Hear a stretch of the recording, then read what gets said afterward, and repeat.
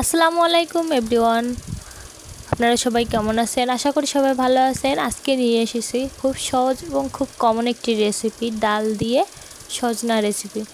খুবই সহজভাবে দেখাবো, আপনারা একবার দেখলেই রান্না করতে পারবেন।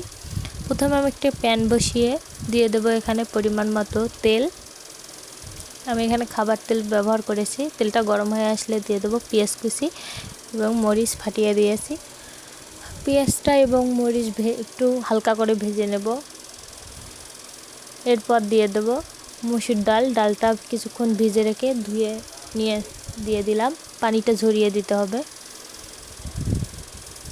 সবগুলো নেড়ে চেড়ে হালকা আছে ডালটা ভেজে নিতে হবে।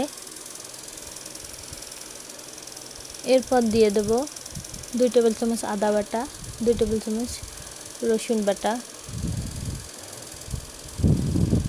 সবগুলো মিশিয়ে ভেজে নেব। এরপর দিয়ে দেব সজনাগুলো আমি ভালোভাবে কেটে ছিলে দিয়েছি।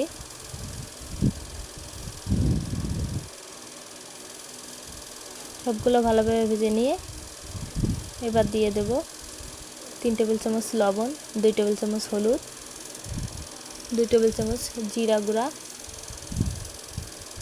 2 টেবিল চামচ ধনিয়া গুঁড়া। সবগুলো ভালোভাবে মিশিয়ে ভেজে নেব। এরপর দিয়ে দেব পরিমাণ মতো পানি। ঢাকনা দিয়ে ঢেকে দেব।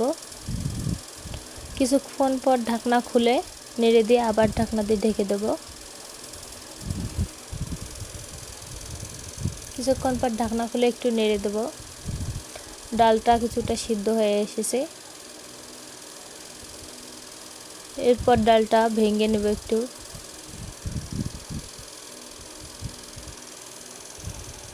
আবার দিয়ে দেব পরিমাণ মতো একটু পানি ঝোল করার জন্য।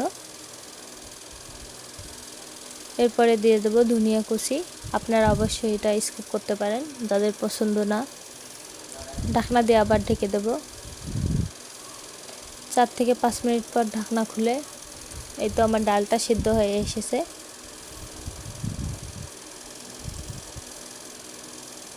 এই তো আমার রান্নাটা হয়ে গেছে।